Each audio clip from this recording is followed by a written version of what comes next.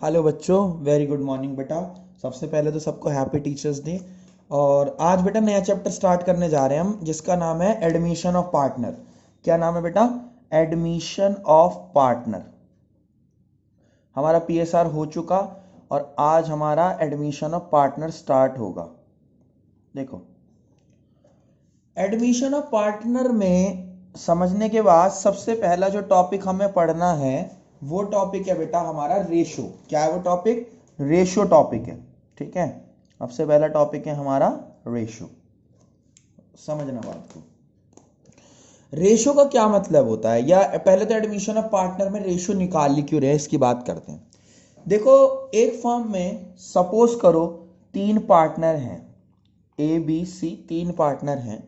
पहले तो आपको याद रखना है कि एडमिशन करवाने के लिए सबकी कंसेंट जरूरी है। यानी अगर जब तक सब नहीं चाहते होंगे ना कि वो बंदा फर्म में आए, कोई पर्सन है मान लो डी, वो फर्म के अंदर एंटर हो, तब तक वो एंटर नहीं हो सकता। पहली बात तो ये, यानी अगर उसने कहा कि वो फर्म में एंटर नहीं होगा, अगर मान लो एक भी पर्सन ने मना करा तो वो फर्म में एंटर नहीं हो सकता।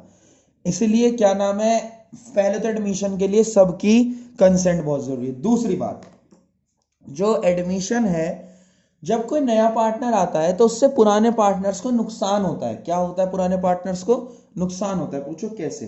ध्यान से समझना बेटा। जैसे मैं हूं, ठीक है, लेट सपोज मैं हूं और कोई नया पार्टनर फर्म में आ रहा है, कोई भी नया पार्टनर फर्म में आ रहा है, तो नए पार्टनर जो आ रहा है, मतलब कि जो बेसिकली नया पार्टनर आ रहा है, तो हम तीनों पार्टनर का शेयर कम हो जाता है। क्या हो जाता है? शेयर कम हो जाता है। पहले जो चीज 3 लोगों में बट रही थी, अब वो 4 में बटने लग जाती है ना। तो इसी वजह से जो ये नुकसान होता है,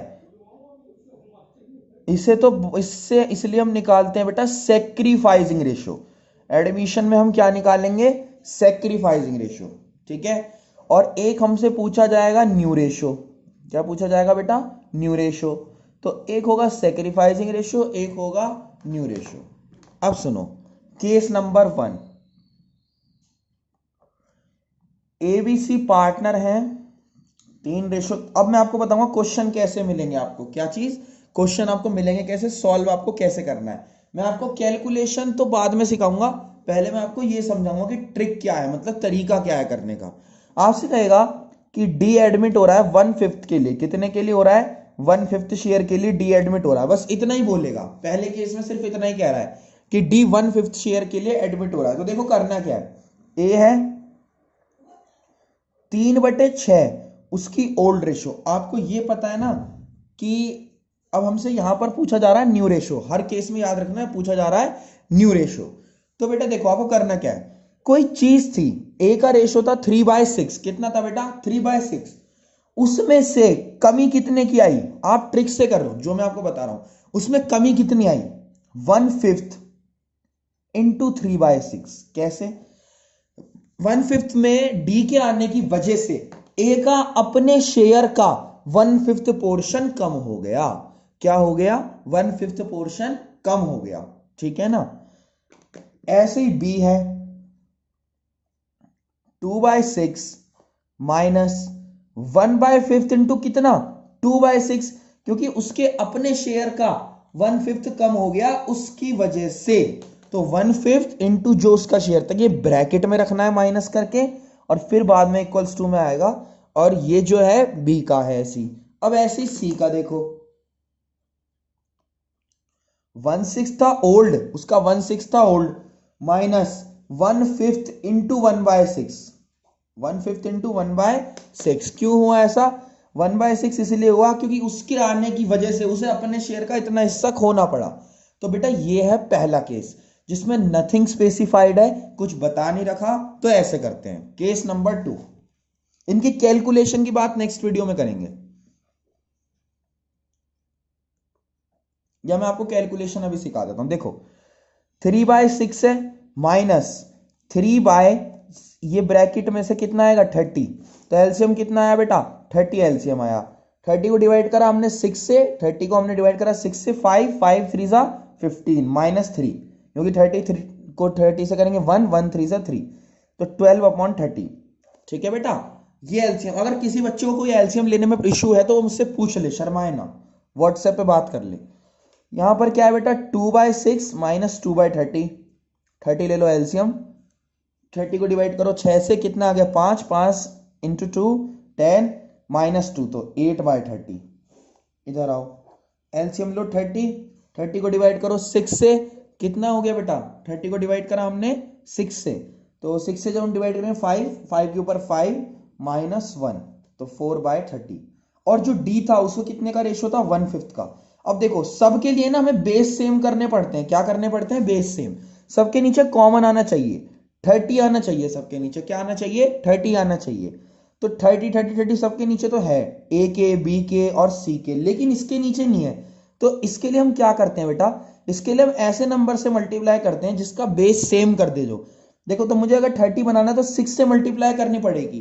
बात आती है ऐसे कैसे कर सकते हैं बेटा, 6 से 6 तो कट ही रहा है ना, तो कोई फर्क तो पड़ता नहीं, कर सकते हैं मल्टीप्लाई।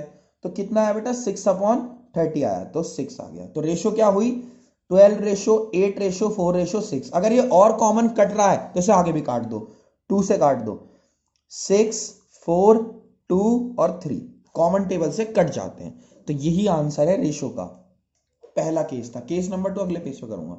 तो बेटा ये था पहला केस, जब कुछ बता नहीं रखा और ऐसे हमें करना है, ठीक है, ये बिल्कुल बेसिक था। नेक्स्ट आते हैं केस नंबर 2 पे। किस पे आते हैं बेटा, केस नंबर 2 पे। देखो केस नंबर 2 में क्या है, कह रहा है एबीसी जो है वो 3:2:1 में पार्टनर है, डी आ रहा है 1/5 के लिए, और वो शेयर ले रहा है इक्वली। कैसे ले रहा है बेटा, इक्वली ले रहा है शेयर। कैसे ले रहा है, इक्वली ले रहा है। तो सुनो ए का कितना है 3/6 माइनस अपने हिस्से में से वो कितना दे रहा है उसे 1/5 दे रहा है, लेकिन इक्वली दे रहा है। तो इक्वली में 3 पार्टनर है ना, इसका मतलब 1/3। क्यों, क्योंकि 1/3 की रेशियो में दे रहे हैं ना। देखो 1 1 1 यही मतलब है इक्वली का, तो 1/5 का 1/3, ठीक है ना। बी 2/6 अपने शेयर में से कितना दे रहा है 1/5 का 1/3 दे रहा है, ठीक है बेटा, इक्वली जा रहा है ये भी।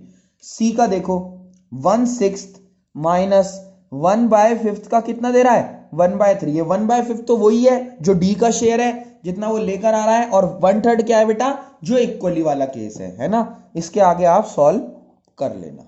आगे बढ़े, ठीक है बेटा। केस नंबर 3, मान लो ए बी सी का रेशियो है 3:2:1, डी आ रहा है 1/5 शेयर के लिए, और वो कह रहा है पूरा का पूरा शेयर लेगा ए से। किससे लेगा बेटा, ए से। तो सुनो, जब भी क्या है एक इंडिविजुअल से कहे कि केवल केवल एक इंडिविजुअल से ही लेगा, तो सुनो 3/6 तो ए का था, इसमें कोई मल्टीप्लाई नहीं होनी, पूरा का पूरा शेयर एक के में से ही माइनस कर दो, क्योंकि भाई सारा शेयर कौन दे रहा है, ए दे रहा है। तो 1/5 जो है पूरा का पूरा माइनस कर दो। जब entirely from one, entirely from one मतलब बोले एक ही से ले रहा है तो डायरेक्ट माइनस हो जाती है। फिर बी का 2/6 का 2/6 ही रहेगा। क्या रहेगा 2/6 का 2/6 ही रहेगा। सी का 1/6 का 1/6 ही रहेगा, और बाद में आपको डी का बेस सेम कर लेना है। तो बेटा ये था हमारा रेशो, इसका बेसिक हमने कर लिया। ये सब कैसे करने हैं कंप्लीट, ये आपको पता है, मैंने पीछे आपको जैसे बताया वैसे ही आपको कंप्लीट करना है बेटा। तो हमने पहले 3 केस आज देख लिए हैं, नेक्स्ट क्लास में हम और ज्यादा केस कर लेंगे। तब तक के लिए बेटा अपना ध्यान रखो और थैंक यू सो मच।